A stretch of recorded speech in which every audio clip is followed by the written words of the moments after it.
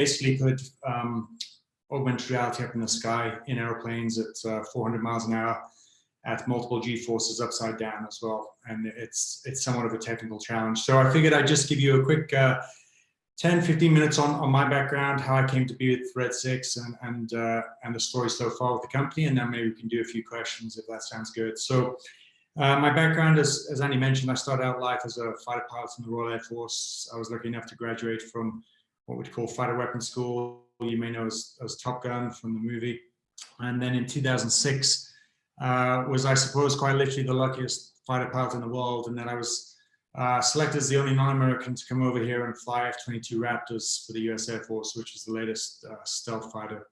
So that gave me access and insight into a tremendous capability. The airplane is sensational, but it also gave me insight into some of the problems associated with not just that platform, but the broader combat air force. And namely, what I'm talking about is how do we train? And in very simple terms, when we go up to fly and train, we need someone to go up and fly and train against. And that represents a multi-billion-dollar-a-year problem that we are failing at in a really bad way. It's compounded by a number of things. We don't have the pilots. We're critically short of us.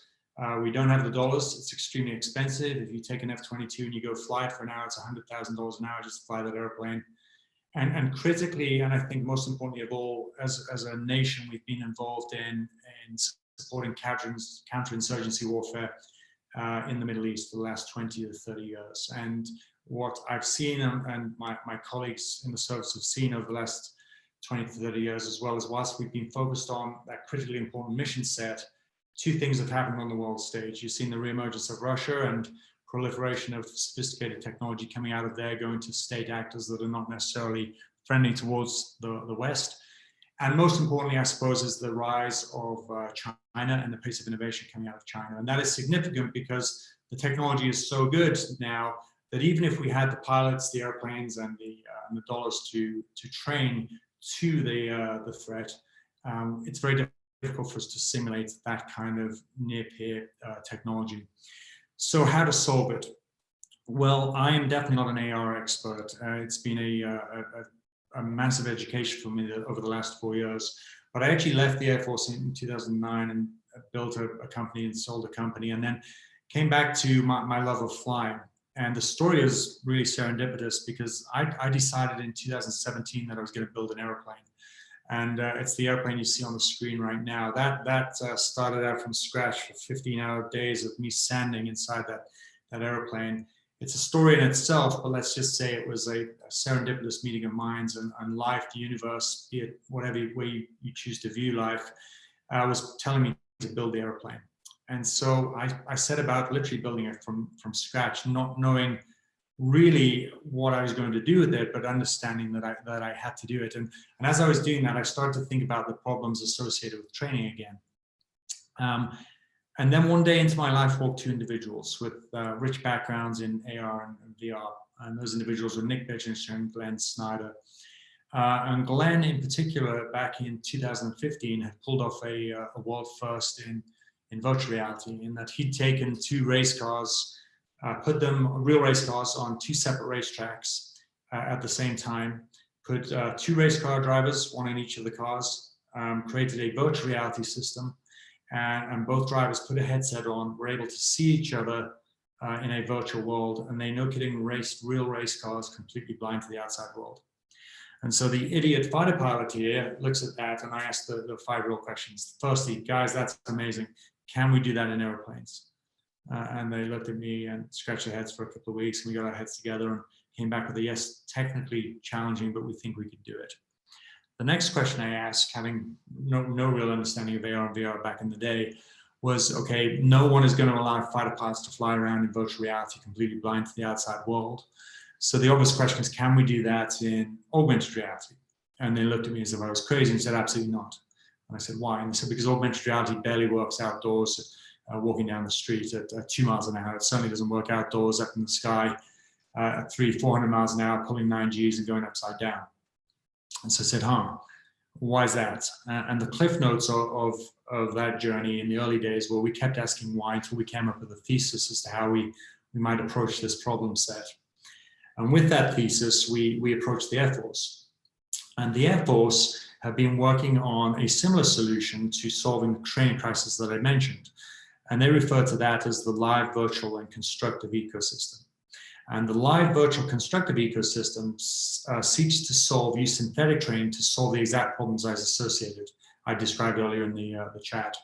So live, real pilots and real airplanes flying up in the sky. Virtual is the ability to connect real pilots in simulators on the ground and sort of beam them up into the sky such that pilots in airplanes flying around can look down on their screens and see these entities up there. And constructive is a similar thing to virtual, only it is entirely autonomously driven by artificial intelligence. So synthetic entities up in the sky thinking for themselves. And that ecosystem, LVC, live, virtual, constructive, works really well in the beyond visual range environment. And it's an important distinction to understand because the role of a fighter pilot is twofold. Beyond visual range, let's say unclassified, 100 miles down to say 10 nautical miles. Generally speaking, we're flying our airplanes, we're looking down at our radar scope, we're firing missiles, we're trading shots, etc., but it's all done on the radar scopes looking down. The role of a fighter pilot changes dramatically once you start to transgress the 10 nautical mile in range. And it transitions from that sitting down, being a tactician / chess player to you're putting the proverbial gum shield in, you're going for a fist fight because you're now going to visually engage with an airplane. And the problem with live, virtual, constructive is at that 10 nautical mile range where we go from heads down, looking at a radar scope to looking out of the window, where are they? The entire ecosystem collapses. Why is that? Because there's no way to synthetically put the entities into the field of view of the pilots and have them behave and act as if they were real airplanes. Well, there is now. So we have solved the missing piece of the live, virtual, constructive ecosystem in that we can put virtual airplanes up into the sky. The pilots in AR headsets can look and see out of the cockpit and fly and train against. And with that, we've ushered in an exciting new paradigm on what is possible for training. So for the last 4 years, we've been working with the Air Force to prove that our idea and our thesis works. It started with a number of challenges. One was prove that your approach to augmented reality, which was subtly different or dramatically different, I guess, would work initially in a cockpit on the ground in a static environment. And then having done that, baby steps in terms of proving that it would work up in the sky on a bright blue day. And so the challenges we were given was initially, can you start by just fixing an object in three-dimensional space up in the sky? And so we became known for this three-dimensional cube that we put in the skies of Southern California. And the three-dimensional cube is wireframe, so imagine it doesn't have any sides. And we've locked that in space such that you can take off in the airplane you see on the screen right now, fly up into the sky, and observe through the AR headset a huge 500 feet by 500 feet framed cube. And the reason we made it framed and not solids is that we could take that airplane and fly it through the cube up in the sky to demonstrate the immersive aspects of AR. We all understand, being AR converts, how fantastic it can be when it works really well. And so it is so compelling that when I'm physically flying the airplane up in the sky and I fly through this cube, I'm careful not to hit the wings of the airplane on the sides of the cube. And that's a really exciting thing to think about, because it really is ushering in something that's truly transformational for training. Having proved that that would work, then the Air Force then set us the next challenge of, okay, guys, these are really big claims you're making. Now prove that you can go and do this against moving entities that are geolocated correctly to the real world, that are dynamic and moving around at 300-400 miles an hour.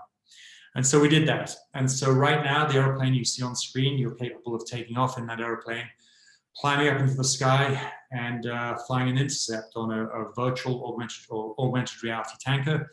The tracking solution is so accurate that I can pull up alongside this airplane that doesn't exist, that's flying around the skies. I can fly formation on it very accurately. I can slide in behind. And this, if you imagine it's a gas station in the sky, we have a boom that sits down behind it. I can simulate a plug of taking gas in an airborne environment.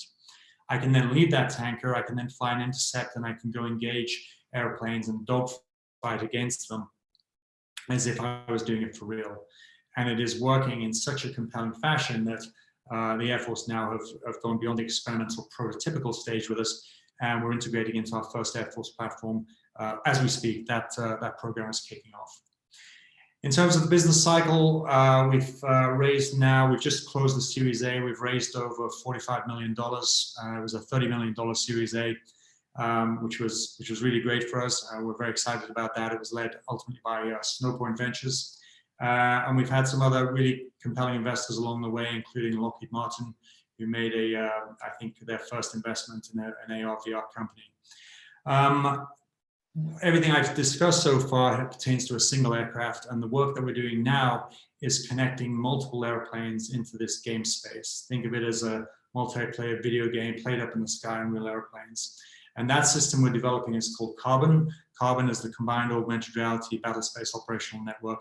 In essence, a massive, huge multiplayer video game played up in the sky, where we connect a bunch of nodes, the ATARS nodes that we've developed, think multiple airplanes, all connected together into one common game space, such that we can see the entities up there and fly and fight against them as if we were doing it for real. So that's where we are right now. That's probably a decent point to stop, Andy, very conscious of the time. I'm happy to sort of pause there and take questions if you guys would like to shoot me some. Over. Thank you, Daniel, for coming, and a really compelling story. And we have a few questions rolling in the chat. So for those, I'll pass them off to Barry to handle the questions. All right. Well, our speaker, Michael Weinstein, has a great question. Does Red 6 focus more resources on the hardware or software components of your training solution? Yeah, it's a good question. It's a hardware-software combination. So when we've been able to use COTS applications, we've done exactly that. But you know, some of the stuff, the majority of the stuff out there, particularly as it pertains to the optics and the headset we had to create, just wasn't good enough for the kind of environment that we were operating in. So we were forced to develop our own optical stack, Michael, which is you know, it's been a process in itself. But of course, you can imagine the challenges of trying to do AR up in the sky on a bright blue day with white cloud backgrounds when you've got a 10,000 nit ambient background there. It's challenging. So none of the headsets on the market were frankly good enough. And when we came to sort of the crux of figuring out the tracking solution, we just figured we'd get the best in class and bolted into the helmet, and we'd be on our way to a solution. And we tried that, and it was just an impossible feat. So we've certainly focused heavily on the optical stack. Outside of that, a lot of it is software driven, and the majority of it is software. Over. I'm sure you could talk to Michael further if you have any additional requirements on that side. Will autonomous military robotics like swarming drones, boats, submarines, etc., that are being developed now use your technology to train the AI that's going to operate those devices? Yeah, it's a great question, and it's a very common question as well. So I'm going to answer that in two parts. I referenced the number of different ways to control the entities, right? So we can either script the behavior of the bandits, we can control them virtually by human beings and you know, sitting in headsets on the ground, connected into the network remotely. Or the panacea is they are controlled by artificial intelligence. So we've been working with some of the companies involved in the Alpha Dogfight trials with DARPA, and the entities that you see us flying and training against now are controlled by artificial intelligence. So imagine I'm sitting in a real airplane looking out at an advanced Chinese aircraft, for example, that I perceive in augmented reality. So it doesn't exist, but it's thinking of flying and fighting for itself and acting as I would. It is absolutely something to behold. So that's the first thing, and the data set that we're building from that is really, really important. Moving on to the core of the question in terms of the drones, the way that we would operate with drones, or the way that we would prosecute combat in the future, is going to be a blend of manned and unmanned aerial vehicles. And that's a really important thing to contemplate, because in much the same way that we carry missiles around on aircraft when we go up and train, they have a useful shelf life, right? So with the drones, the question is if the thesis is an F-22 pilot enters a piece of airspace in an F-22 and they are controlling, let's say, 10 to 20 drones, for example, are we, when we're training, are we going to actually use those drones on a day-to-day basis? The answer is a definite no, we're not. While AR represents a really compelling way that we can train with these entities and train with the AI algorithms without actually bringing the drones out of the box, such that we preserve the shelf life of them and only use them, for certain unique training exercises, and then, God forbid, if they were called to use them for real, we pull them out of the box and use them in operations. So AR, again, has a lot of value for that use case as well. Awesome. Another question. This one is about SLAM. What can you share about the SLAM system? Is it a visual inertial solution, or is it primarily receiving input from the airplane's sensors? It's a multiple sort of aspects to the approach as to how we've solved it. Pretty sensitive and patented, actually. So probably not a great deal I can say about that. Suffice to say that SLAM doesn't work, and we tried everything. It just wasn't. It wouldn't cut it. So we had to develop our own tracking solution. Obviously we're operating at high speeds, multiple G forces upside down. So it took some figuring out, but that was the core of the first patent that we filed, and it's core to how we developed it. Not too much I can say on the call, unfortunately.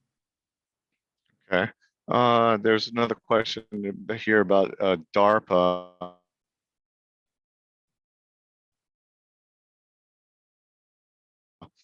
So maybe you can with that, just a dogfight. Sorry, you broke up there. I lost the question. I didn't hear that. Oh, do you see this technology interacting with challenges such as DARPA's Alpha Dogfight? Absolutely, it already is. In fact, I was the first pilot in the world to fly against that artificial intelligence from DARPA's Alpha Dogfight trials. We've been working with one of the companies out of there, and we basically are running the algorithms right now in the software. And some of the other pilots that work for me now are flying. Well, sorry, Daniel, can you just step back? Like, I personally don't know what Alpha Dogfight is. Can you tell us what that is first, and then direct the question? Yeah, absolutely. So Alpha Dogfight is a program run by DARPA, and it is concerned with using. Basically, the fundamental question is: can artificial intelligence fly basic fighting maneuvers in air combat better than a human being can? Right, and early indications, and I think it will come as no surprise to anyone that yes, inevitably it will get there for sure. And so the AI algorithms that DARPA are developing are run through simulations right now. The interesting thing for us and what we're doing is that we're the only company in the world that's building a data set where real pilots and real airplanes are actually flying against those AI algorithms, but rather than us have to fly against physical assets, which could be obviously dangerous, particularly until the AI algorithms have built sufficient trust to understand behavior. We're flying against the same algorithms, but we're perceiving it through augmented reality. So it's a really compelling use case for the tech. Awesome. Cool. Thank you for that. Me not knowing much about all the defense projects. Okay, here's an interesting question about what if you forget that you're in reality while you're up there? How will that work with it? Would the algorithms take over, or like if someone passes out or something like that? I mean, there's things. How does the system deal with that type of? Maybe that's what they're trying to ask. I'm not really clear, but they also have a follow-up question about how is empathy treated. So maybe that's related to it. How is empathy treated? Was the question? Yeah, that was a follow-up to that question, maybe a separate question, but these are kind of more ethereal questions, I'd say. Yeah, I mean, we shouldn't really sugarcoat what we're doing here, right? I mean, we're up there to for a purpose, and perhaps empathy is not necessarily a thing that we factor into our thinking too often when we're up there doing what we're supposed to be doing. I will say, in terms of the discombobulation that people worry about with AR, it's not a factor. It's a common question again, but the reality of it is, the beauty of it is, it's augmented reality, right? Virtual reality, it would be a valid question, because obviously, if you got confused in virtual reality and the sensors or something collapsed, it could be fatal. But the reality of it is, and the beauty of AR, is that we see the real world exactly as we would for real. The only thing that's different is that we're flying against augmented assets rather than real assets. So actually the argument is that it's much safer because there's less things to bump into. And the golden rule of flying air combat is don't, right? So augmented reality is, I would argue, actually much safer than flying it for real, which is a dangerous business.